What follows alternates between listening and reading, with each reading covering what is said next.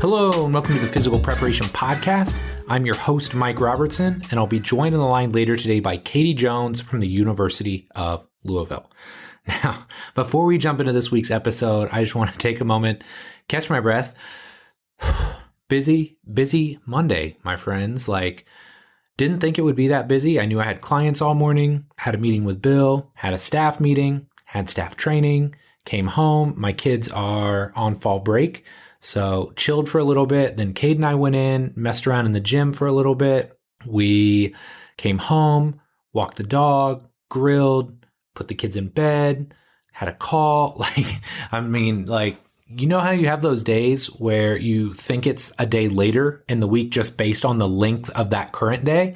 That's kind of how it feels like right now. It feels like it should be Tuesday night, even though it is Monday night. But before we get too deep into the inner workings of my day, I want to give you a quick recap of what happened last week, what's going on this week, and just kind of get you up to date on what's new in the world of MR. So last week, very busy coaching-wise, loving it right now, love having all my guys in. Also, last weekend was my first weekend with no soccer in basically 8 or 9 weeks. So it felt good, yet strange to have an entire weekend off. So of course, we found stuff to do. It is fall here in beautiful Indiana. And so we hit Saturday morning. We went to this fall festival.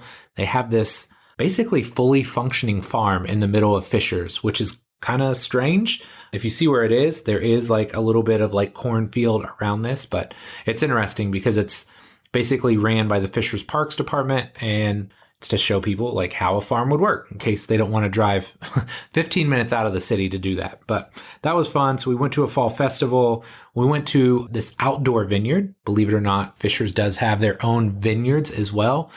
So we thought, oh, this will be fun. We'll take the kids. We'll take the dog. They have music. We're there about 2 minutes. Kendall decides she wants to paint a pumpkin. Great.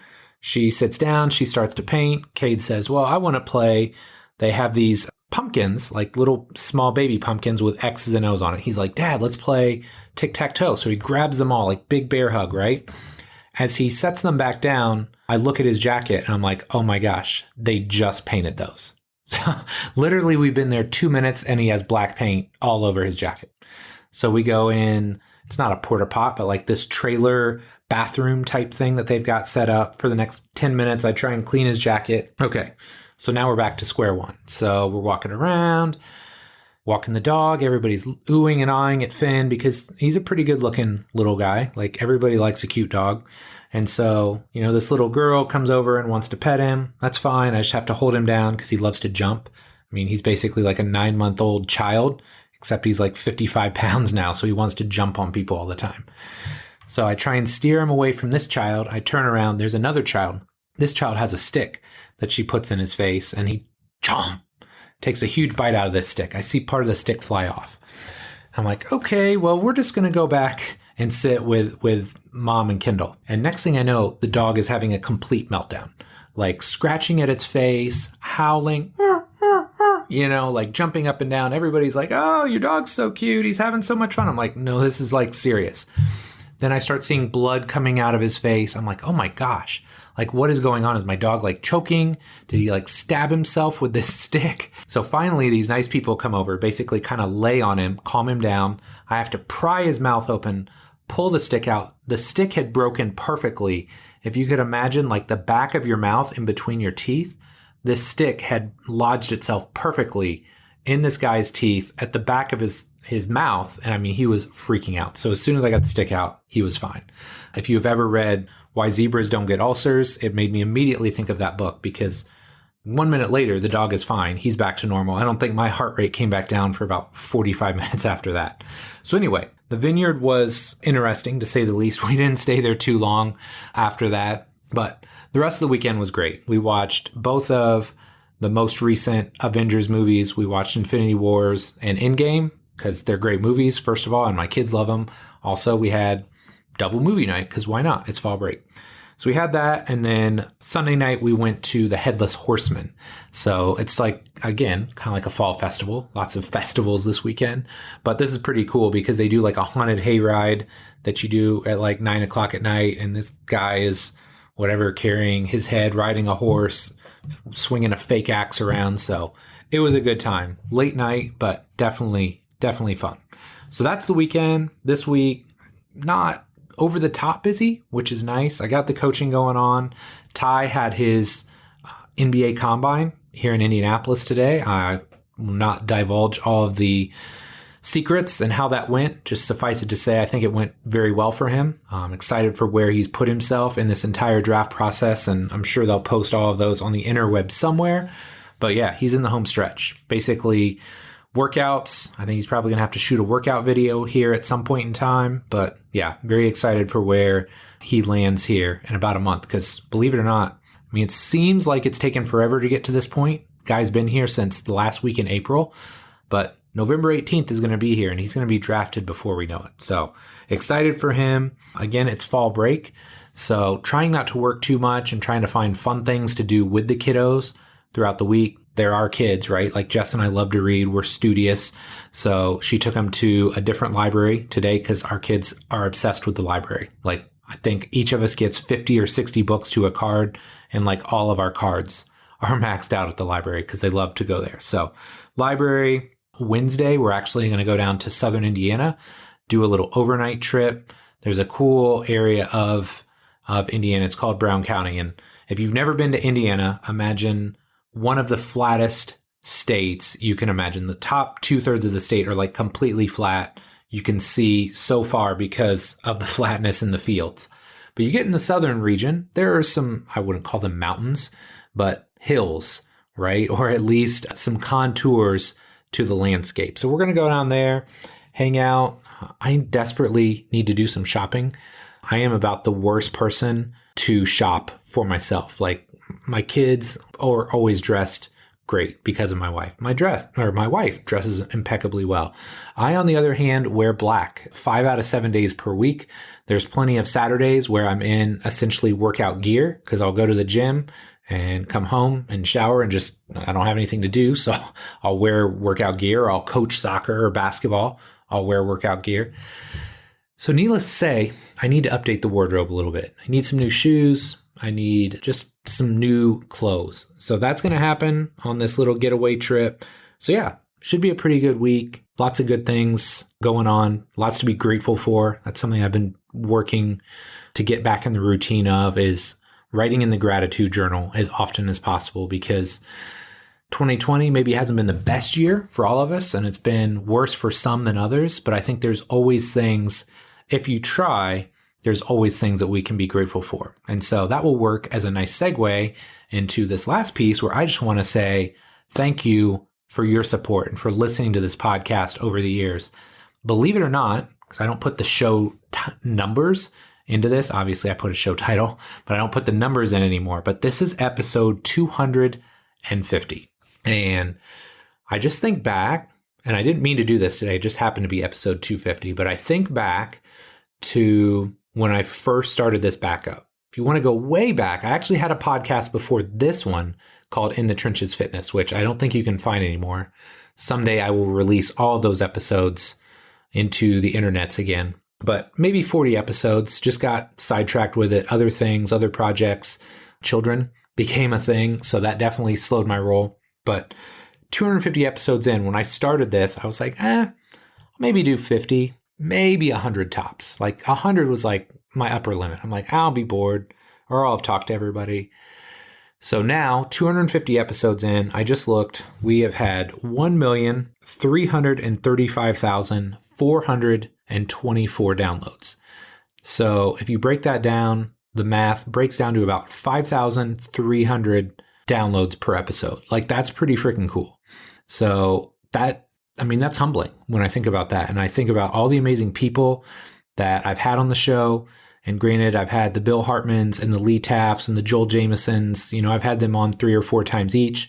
But then I have awesome new people like Kaiti, who's on this episode, who is just a fireball. Like I could talk to this girl all day because she's bringing amazing energy.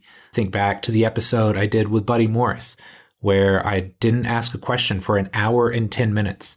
So if you didn't listen to that, go back. Episode 12, Buddy Morris. I don't get to ask questions. It's just Buddy monologuing, and it's amazing. Stuart McGill was on here twice. I mean, that's a guy that I have the utmost respect for, and one of the most world-renowned biomechanists on the planet. So to get people like that on this show make me incredibly grateful, and to have people like you that listen to this show, it makes me incredibly grateful as well. So thank you. Thank you so much. I love and appreciate you more than you will ever know. Now, as the saying goes, enough from me. Let's take a quick break, and then we'll jump into this awesome episode with my new girl, Kaiti Jones. It seems like almost every day I talk to a young trainer or coach who is frustrated. Maybe they're frustrated with the results they're getting. Maybe they're frustrated because they don't have trusted resources to learn from. And maybe they're frustrated because they simply don't have enough clients and wonder how long they'll be able to stay in the industry. So if this sounds anything like you, I've got something that I know will help.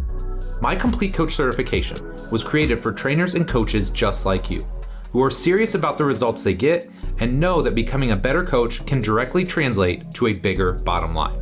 This certification is going to take the last 20 years of my life's work and put it all into one massive course. In it, you'll learn how to use the R7 system to create seamless, integrated, and efficient programs for clients and athletes of all shapes and sizes. How to create the culture, environment, and relationships with everyone you train so you can get the absolute best results. The exact progressions, regressions, and coaching cues I use in the gym, from squatting and deadlifting to pressing and pulling and everything in between. And last but not least, I've added an entire section on my assessment process and how to use that to write programs faster and more effectively than ever before. Of course, there's a ton more that I cover, but that should give you a pretty good idea of what the certification is all about. Now here's the thing. Spots for the certification will open twice per year for a limited time only. If you're interested in learning more, my next certification will launch in March 2021, and if you join my free insiders list, you'll be able to save $200 when it opens. To get on the insiders list, just head over to CompleteCoachCertification.com. Again, CompleteCoachCertification.com, and then stay tuned for our launch emails coming very soon. Thanks so much for your support, and I hope you'll pick up a copy of the Complete Coach Certification when it launches. Kaiti Jones arrived at the University of Louisville in July 2017 and serves as a senior sports performance coach, where she oversees programming and services for the women's basketball and lacrosse teams. Given her background in sports medicine, she has a unique perspective on the return of injured athletes back to peak form. Within the staff's team of teams approach, she leads the reconditioning unit and contributes to bioenergetics and speed. In this show, Kaiti and I have an awesome chat. We start by talking about how an athletic trainer morphed into a physical preparation coach, the differences between timeline and criteria-based rehab, and why she uses the term reconditioning instead of rehabilitation. This show is absolute fire, and I love the energy that Kaiti brought to this episode. But enough for me. Let's do this.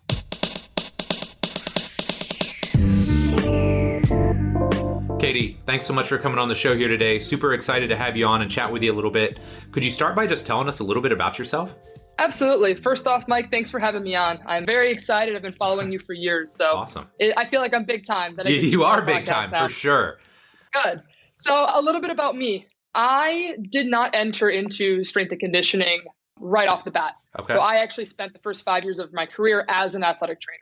I started at Central Michigan University. I got my undergrad in athletic training, and then I went to Florida Gulf Coast, where I spent 3.5 years there. And I also got my master's while I was interning down in Florida. My first full-time job was with the Philadelphia Union Academy. And that is where I met probably the most influential mentor at the time. And that was Bill Knowles. Yeah. And what he was doing with, his reconditioning process. And he took me under his wing there and turned me from just an average athletic trainer to someone who really wants to help athletes get on the field, stay on the field, and be better on the field. I love it. I love it. So tell me, what originally led you to the world of physical preparation? You started off as an AT, but how did you get interested in all of this to begin with?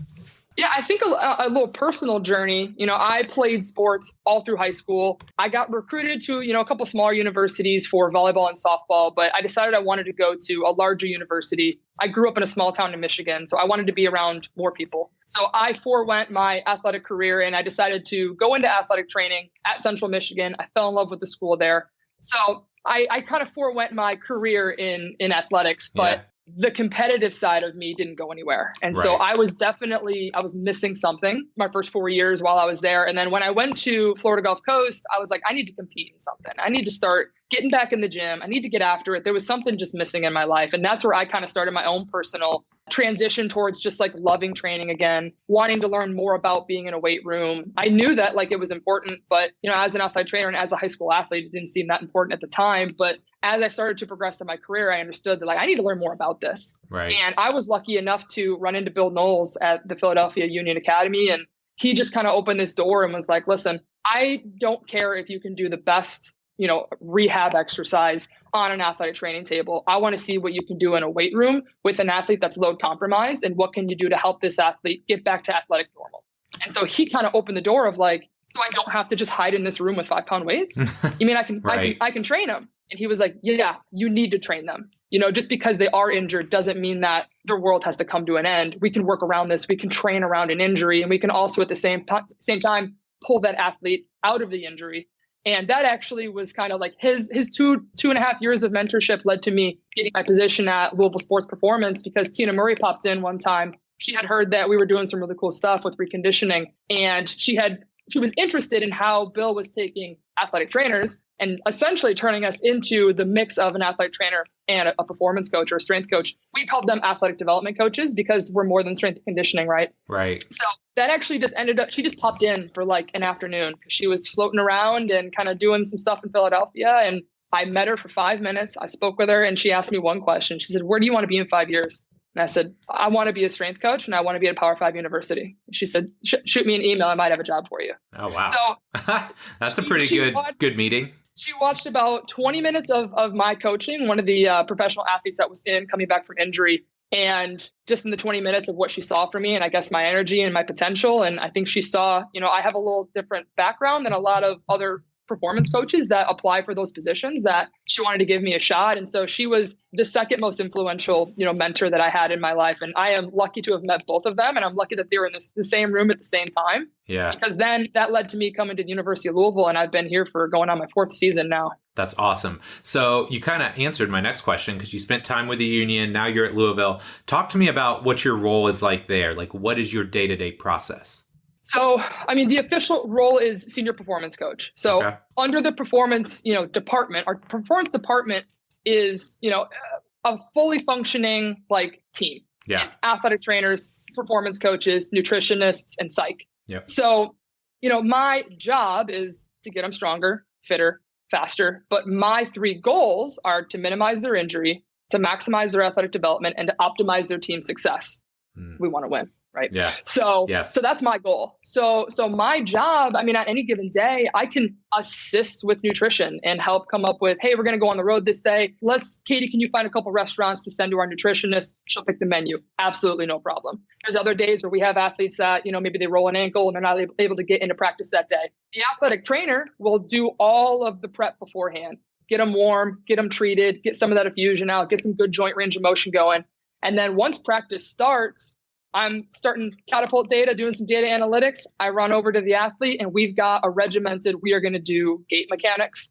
We're going to do stationary running mechanics. We're going to do maybe some lower body strength in a neutral ankle position, things like that. Yeah. So at any given day, I could be doing reconditioning. I could be doing strength and conditioning with the healthy athletes on the team. I could be doing data analytics. So I wear many hats, and that's why we say like we're performance coaches. We're not just strength coaches. We're not just conditioning coaches. Like we do all of it. And at any given day, whatever is required of me, I'm going to step up and do, because again, my 3 goals, like I want to minimize the risk of injury. I want to maximize their athletic development. I want to win more games.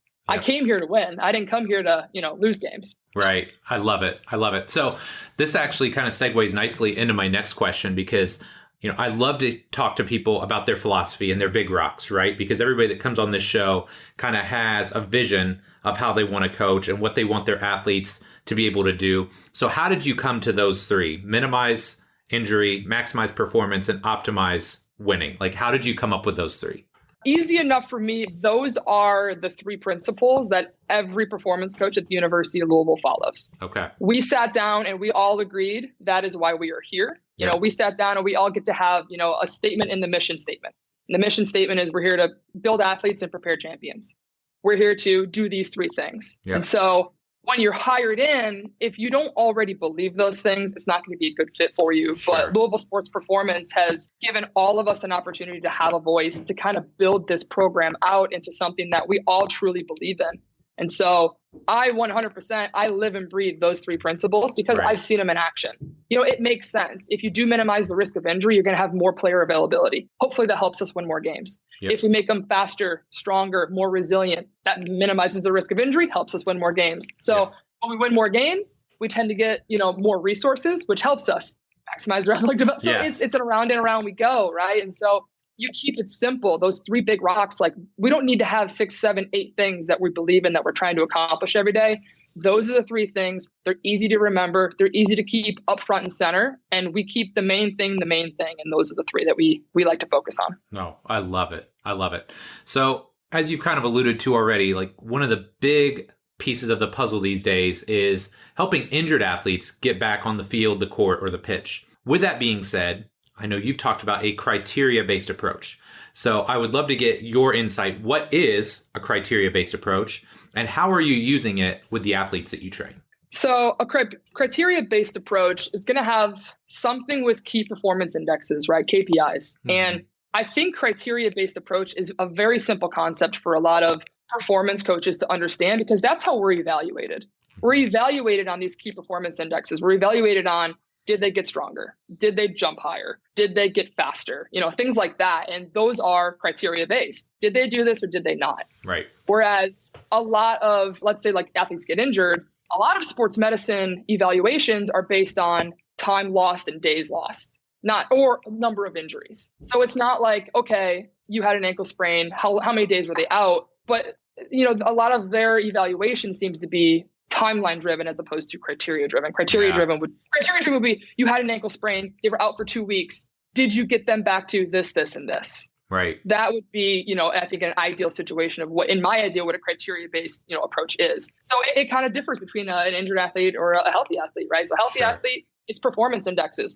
With injured athletes, it's performance indexes mixed in with athletic training and sports medicine protocols, right? So you can have criteria based for effusion. So I wrote it down so I wouldn't forget the name of it, but the stroke test grading system, which is used for ACL reconstructions. So you can grade effusion 0 to 4 based on how much effusion is in the joint when you push the swelling up and pull it back down. Okay. So they're already doing these things in their evaluations of injured athletes. We're taught in athletic training, like, is it mild effusion? Is it pitting edema? There's different logo that you can use, but there are grading systems that you can use for criteria based to say, like, an athlete before they get back on the court, coach, I got to get him down to a 1+ on the effusion. Yeah. Otherwise, that's too much swelling. They're going to have neuromuscular inhibition, this, and this. And so that to me is criteria based. Give me numbers, give me something I can measure, something I can test, and something I can train, so that I know whether or not I'm ticking these off as we're going along, and I'm not just going to skip steps and potentially send an athlete back on the court before they're ready. Because as Bill Knowles likes to say, it's easy to get them on the court. It's hard to keep them on the court. Yeah, I love that. And it's so interesting too, because something that we get a lot at iFast is we get these, I would describe them as post-rehab ACL clients or, post-rehab, like low back type stuff. And so we get these athletes in, and it's not criteria based, right? It's just timeline based. So, well, they're 4 months post-op, they can start going back into reconditioning. And then you get these athletes in, you're like none of the criteria checks those boxes, right? So I just love that you're using that type of approach. And it's more, I feel like it's so much more athlete centric, right? It's all about where is this athlete at? And am I giving them what they need versus, oh, well, you check this box up. It's been 4 weeks. Go back on the court. You're ready to go. Mm-hmm. Yeah, that timeline-driven rehabilitation protocol, it's kind of what every performance coach seems to be banging their head against the wall right now, right? It's like enter cement block and just we're fighting that because, again, it comes naturally to us to say, like, our criteria base is like, you got to be able to squat 70% of your body weight before you can squat 75%. That's just how it works. Right. So for us, it's like, you got to be able to do running mechanics before you can run. You got to be able to put the brakes on before you can go. So for us, this makes sense, but not necessarily for sports medicine, because as someone who I am still certified, I'm just not licensed no longer, but we weren't taught that. We weren't taught you got to put the brakes on before you go. Right. We're taught, well, we're supposed to be working on knee range of motion. So we're going to go ahead and do a physio ball against the wall, 90-90 squat. We're also going to do straight leg raises. We're going to do terminal knee extensions. So we're kind of put into a box, and they're not necessarily educated. At least some of them are not. I was not from experience. I was not trained on how to do these criteria-based things, because everything I was given was timeline-based. And I actually was thinking about this the other day, and it kind of an analogy, and I'm not sure how well it works, but if you're baking something and the instructions just say, add flour, add sugar, then you're going to add the butter. Okay. Then that should be about 4 minutes of work. And then after 4 minutes, you need to get your whisk. You got to mix everything up, and it needs to be in the oven by 5 minutes. And by the way, that oven can be anywhere between 350 and 450. Up to you, because every oven's different, right? Right. You might get something that tastes good, but it's not going to look good, right? So when you're doing like when you're doing criteria based, you need a cup and a half of sugar. You need 2 cups of flour. You need 3 tablespoons of butter.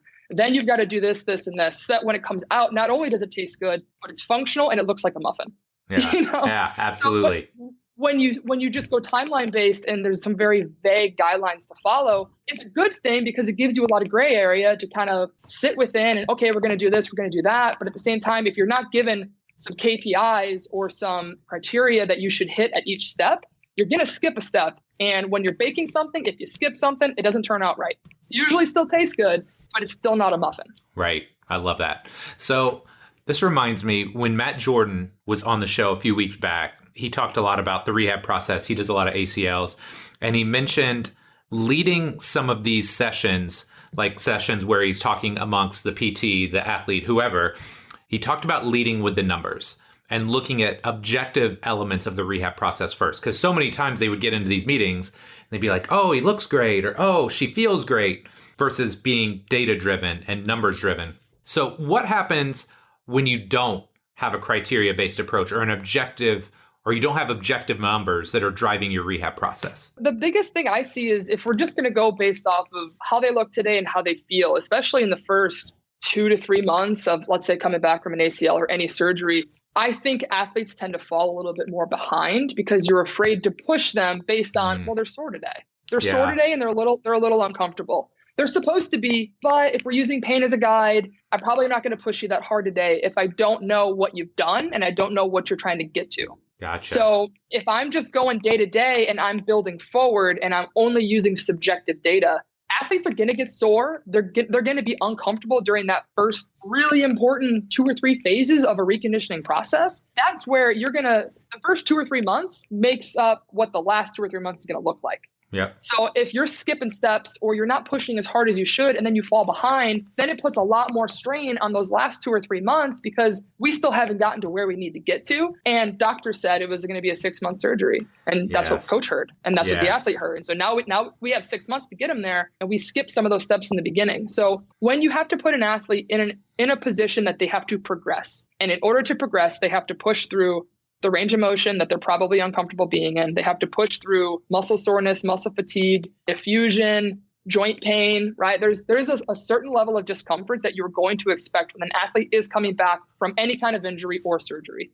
If you can at least measure where they are along the way and have obtainable goals and have the goal in mind before you ever get there. So, okay, this week we're going to try and do this, this, and this. And then next week we're going to try and add 5 pounds to this. We're going to try and add 3 degrees to your range of motion or whatnot. Those are just examples. If you don't have those along the way, you might fall back and fall back and fall back and not even realize that you've been stagnant until you look like, hey, we said 2 weeks ago we would like to be here. Now, I'm not going to push you past what you can normally do. But I think today, I know you're a little bit sore, but I'm not going to ask you to do anything that would put you in a compromising position. I need you to push today a little bit. We got to progress forward. We got to keep going. Right. And if you give an athlete if you give an athlete a goal, like the athlete knows that if they score more points than the other team, they're going to win the game.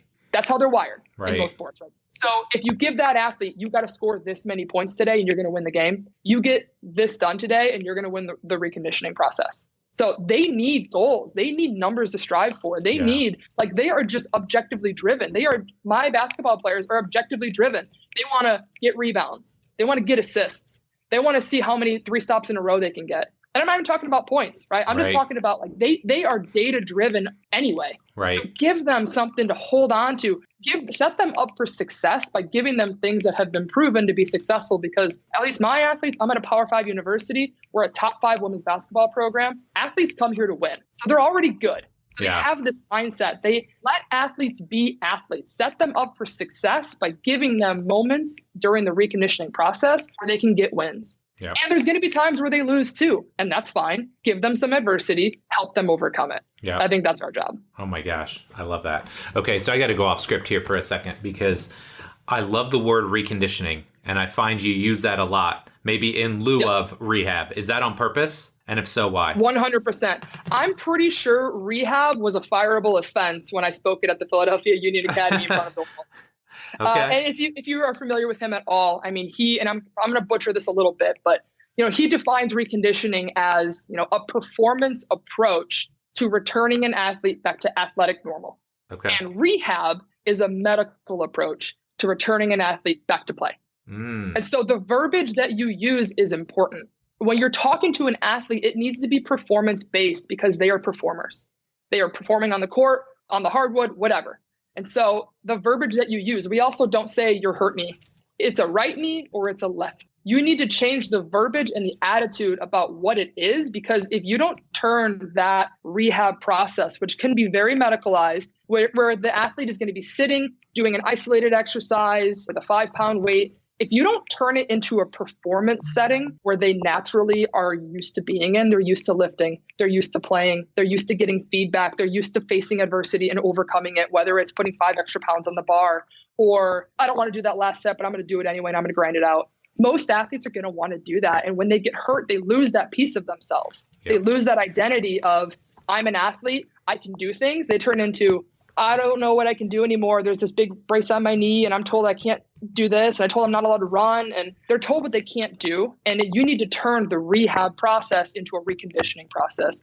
It's performance based. It's what can we do? What can we do today to get you back to where you want to be? This is our goal. How are we going to get there? So reconditioning, very much so. It's very important, the verbiage you use. Like I said, we don't say hurt knee, you're right or you're left. Yeah. So we're actively trying to change that verbiage around, when an athlete gets injured, their mindset needs to not be, oh no, what can't I do now? My ankle hurts. It needs to be, what can I do to get back on the court? My ankle hurts, but I can still work on this, and this. Yeah. And that's the difference to me. I love that. So as I've often alluded to, and I know people like yourself are alluding to this as well, there's a ton of gray area, at least when it comes to the initial injury, and I'll use the term rehab for now, but I'm going to steal reconditioning going forward.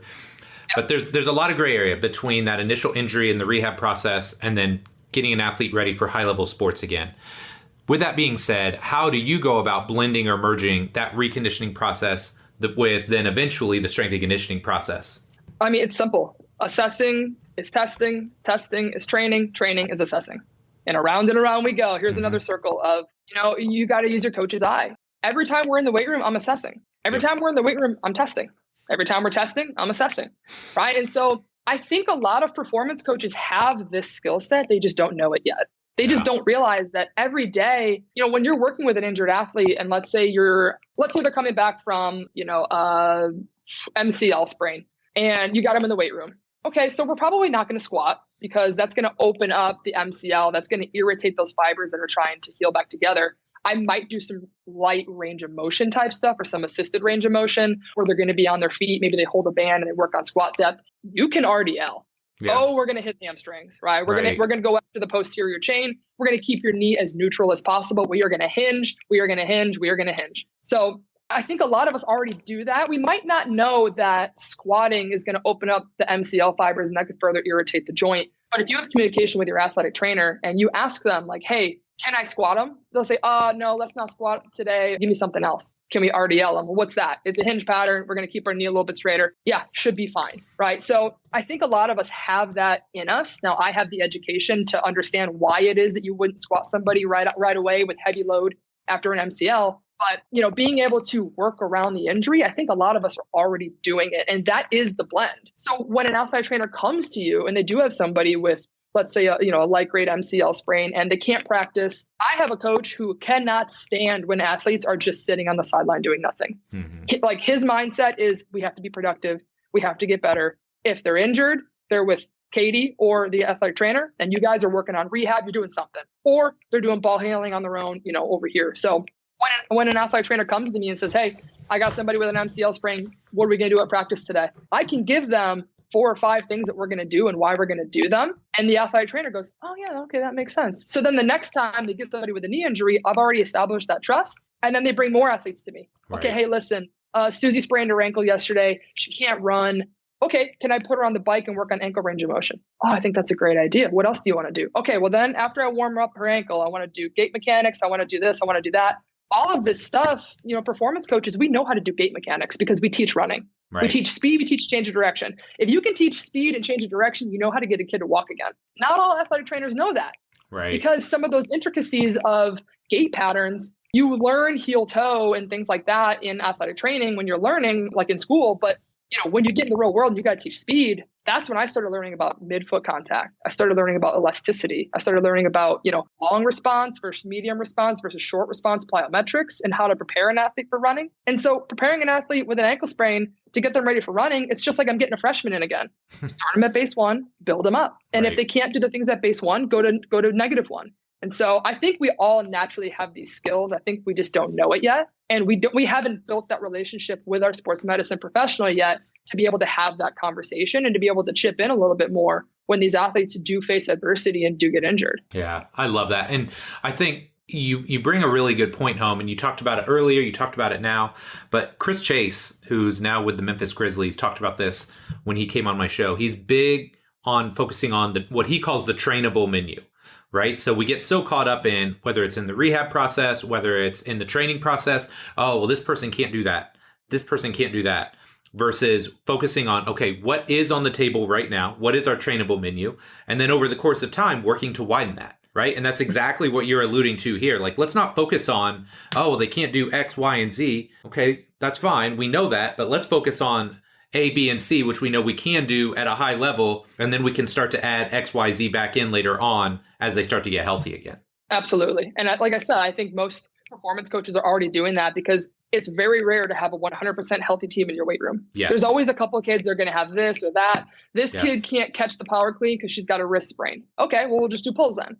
Right. I think we know how to work around injuries, and I think most of us want the opportunity to do so. You just need to be able to have that conversation with your sports medicine professional, because you got to understand that the sports medicine professional is under the gun of the physician, the head coach, parents of that athlete, the athlete themselves of, hey, they need to get back from this injury. Most parents don't call me, the performance coach when someone sprains their ankle, when their kid sprains their ankle. They call it the athletic trainer. And so that athletic trainer is responsible for the health and well-being and is usually the point person for the health, well-being, and return of that athlete. Now, they want our help, but sometimes they're afraid to ask because it's their butt that's on the line. Generally, ours is not on the line. Right. And that is something that I don't miss that. Being the athletic trainer, being the point contact of, I got to talk to the head coach, I got to talk to the physician, I got to talk to their parents, I got to talk to that athlete and keep them all, going down the correct path. And I think if you can build the relationships with your sports medicine professional and just show them like the value that we can bring to help work around an injury,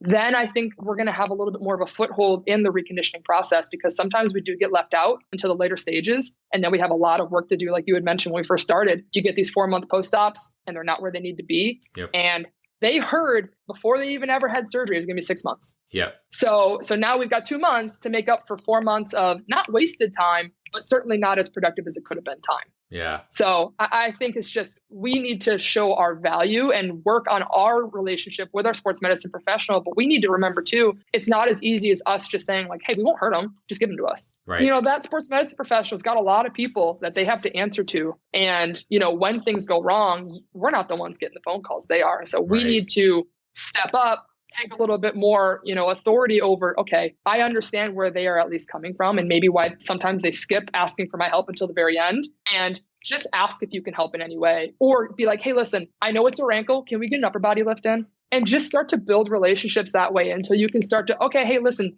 Susie did really well with upper body yesterday. I'd really just love to do some hinging pattern and educate your sports medicine staff on that, because they want to know too. They want to get better. At least most of them do. I hope so. I hope most of them want to get better, with their reconditioning and their rehab process. That was me. I showed up to the weight room one day and Bill Knowles was like, come here, youngin', you got a lot to learn.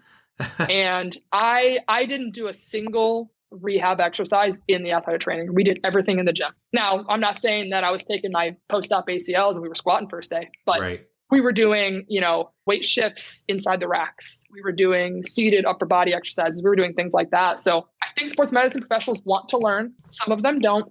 And that's, some performance coaches don't want to learn. Absolutely. And so it's a very general statement that I'm saying. I understand that. And I've been lucky enough to have wonderful athletic trainers with my teams that I've had at the University of Louisville. And they've all understood where I'm coming from. I'm coming from a good place, but I'm just trying to work around the injury. Yeah. I'm just trying to optimize the success of this team by helping get this athlete back on the court so that when they get on the court, maybe they're a little bit stronger in their upper body too.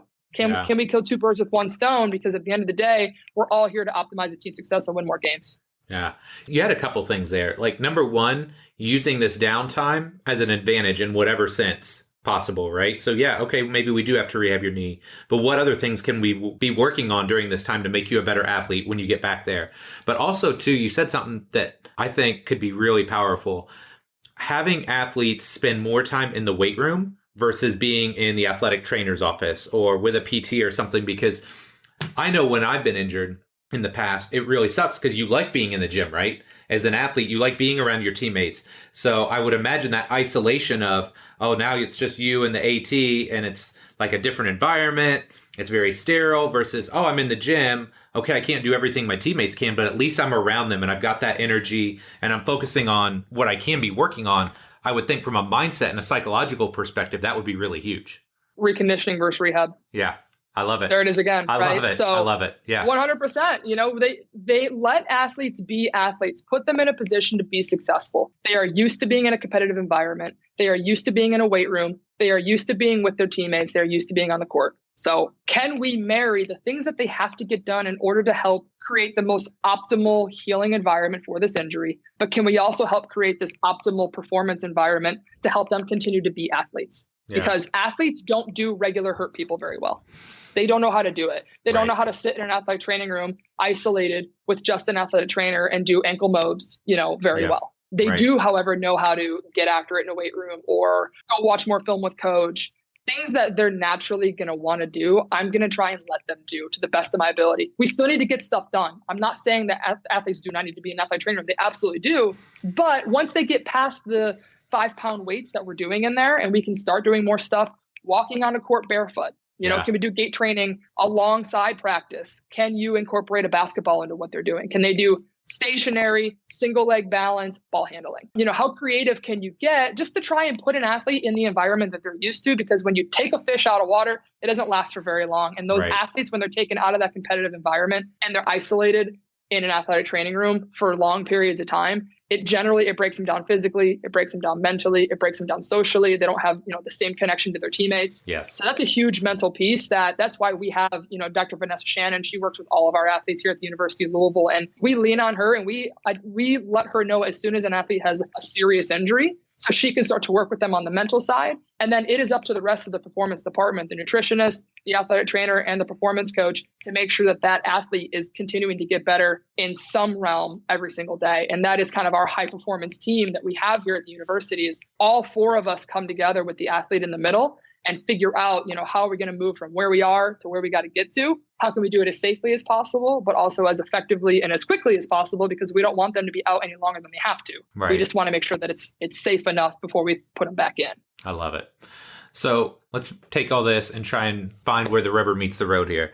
How do we take all of these pieces, right? Medical, S&C, psychology, nutrition, head coach, all of these pieces, and put them together with the end goal of winning more games? We all have to do our job. Yeah. Those 3 principles that we talked about, right? So our high performance team, with basketball, it's like we've got the nutritionist who's making sure that they have the fuel and they're educated on how to properly get the right things in their body so that they can perform on a day-to-day basis. When they perform well, we win more games.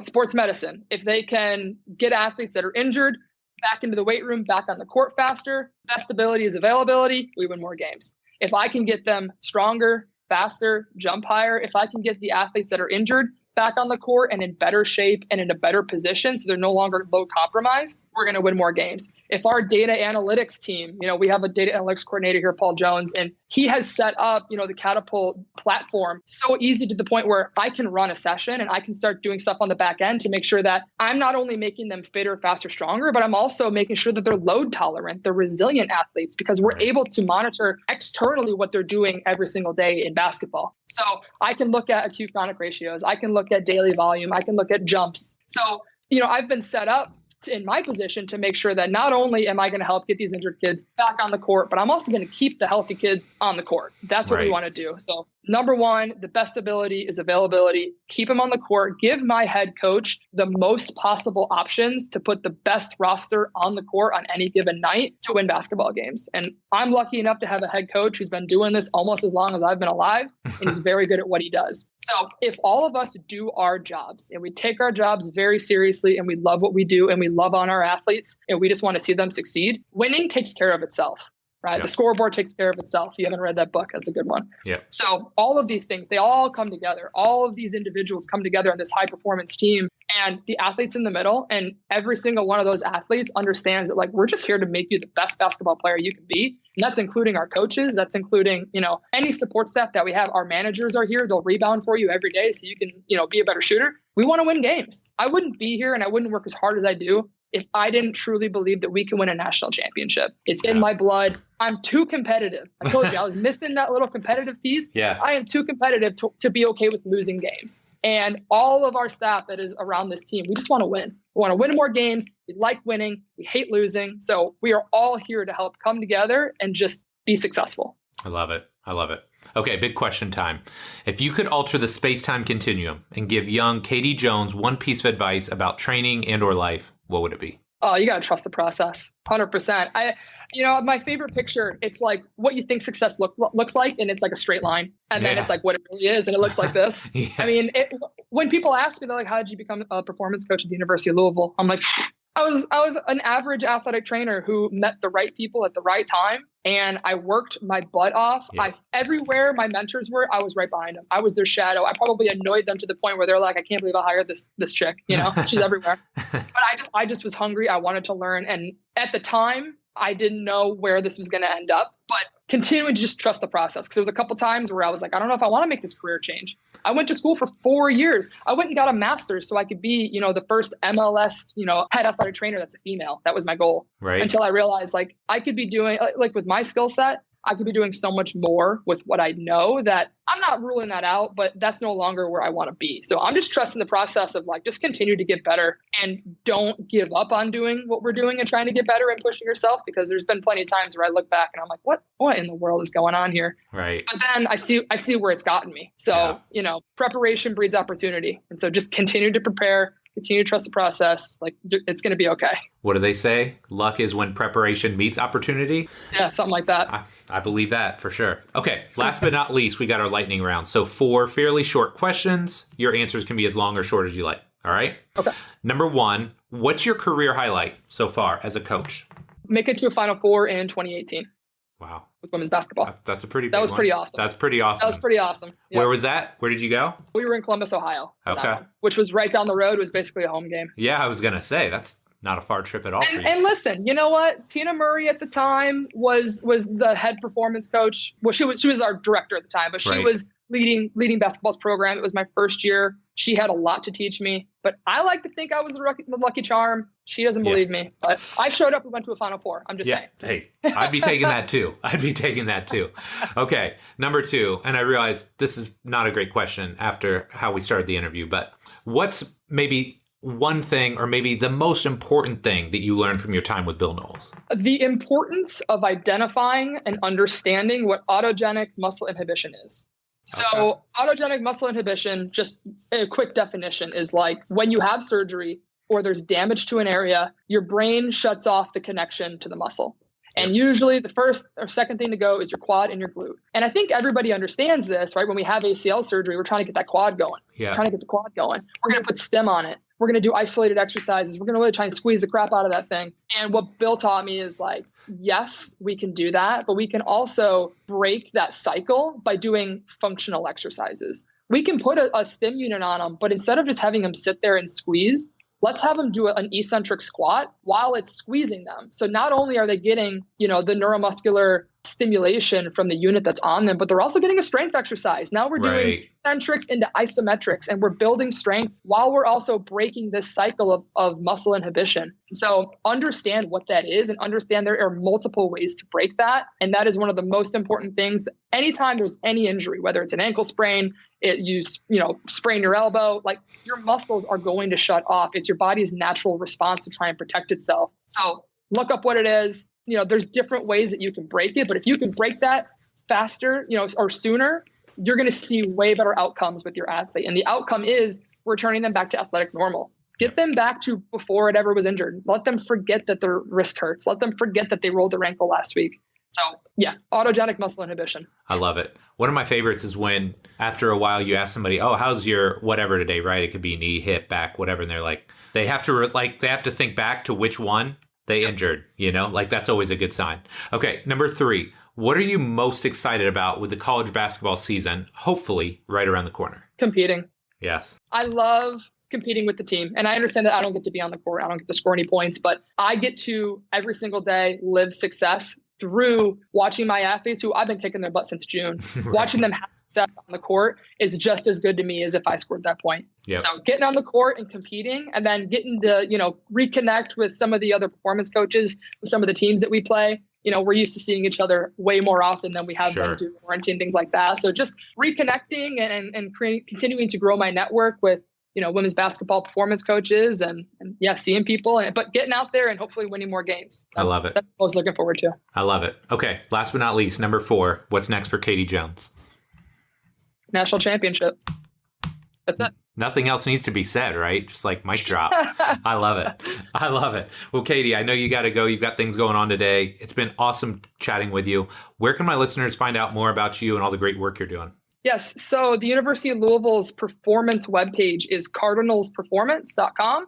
And on there, you can find out more about our mission, vision, our values. You can find out about our mentorship program. You can also follow them on Instagram. And I think the Twitter is the same, and it's going to be U of L Performance, at U of L Performance. And then my own personal is at Kaiti Jones, KaitiJones. That's Twitter and Instagram. I have some good Instagram stories featuring my dog if you guys are looking for some quality smiling content. I love it. But also, some training stuff on there. So yeah, that's where you can find us. I don't know, man. Like training content's a dime a dozen. I'm down for some good dog content. So yeah, that, and usually I do a thing called King of the Carton where I play a game where we crack eggs. So I got a lot of quality content out there, people. I love it. I'm trying to keep it fresh. I love it. I'll make sure I get all that in the show notes so you can find out everything that you're doing. But Kaiti, again, thanks so much for coming on the show. This was really great. Thank you so much for having me. It was a pleasure.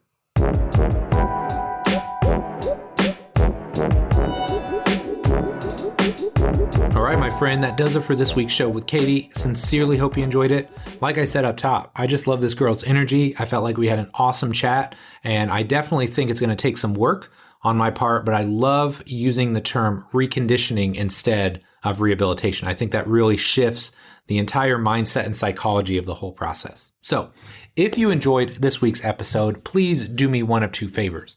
Number 1, if you're not already, please subscribe to the show. Doesn't matter where you listen to podcasts, we're probably there. iTunes, Stitcher, SoundCloud, Spotify, Google Play, Amazon. I think we are basically everywhere at this point. So if you're not already, subscribe to the show now so you will get an update each and every week when a new episode drops. If you are already subscribed, I appreciate it. Do me one more favor. Go on to iTunes, give us a rating and a review. Ratings and reviews are the most surefire way to make sure that more people find out about the podcast and will get to learn from the amazing guests that we have on here each and every week. So my friend, like I said up top, thank you so much for listening. Thank you so much for your support. Love and appreciate you. And we'll be back soon with our next episode. Take care.